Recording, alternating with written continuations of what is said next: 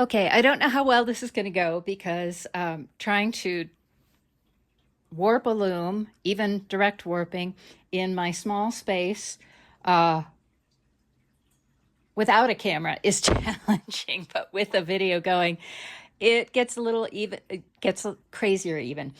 Also, it is really hard for you to see the yarn because it's a grayish yarn against my grayish carpeting. But let's try a couple of things just to see how it plays out. So I have come back to the back of the loom, ready for the next loop through. And what I'm going to do is take a loop of the yarn under and around the apron bar. Then I'm going to grab my heddle hook and pull it through the next slot. Come on, yarn. Okay, and it's just barely going. And now I'm going to run around and put it around the warping peg.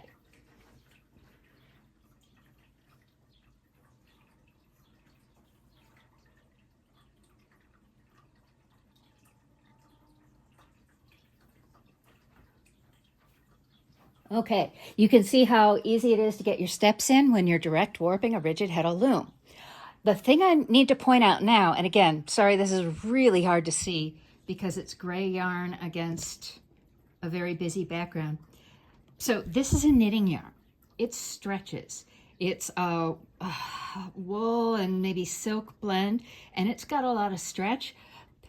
What I need to do each time I go back to the warping peg is not stretch the yarn, but also not let it droop, because my calculations show me that I've got enough yarn for the the warp length and width I'm planning, but not tons of extra, and I don't want to run out. Though if I did run out, it would just mean a narrower wrap, but it wouldn't be centered on the reed, and that can be important if, for instance, when I start weaving on it, I tilt my loom at a bit of an angle. Having an off-center warp just isn't great.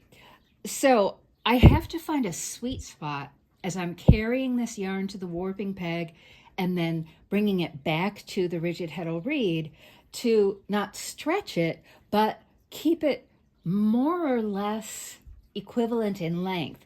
And I do that by making sure I have got enough but I keep a little bit of tension on the yarn as I'm walking.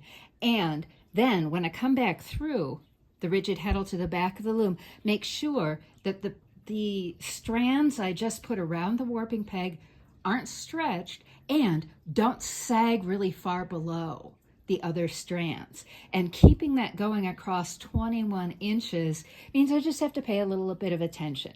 It's not that big a deal, but remember, you can't weave longer than your shortest warp end. So too much variation in your warp means you're going to have problems trying to get everything tensioned. And you might end up with a shorter project than you actually intended. So I am just going to keep doing this, and when I finish up, I will show you what the next step looks like.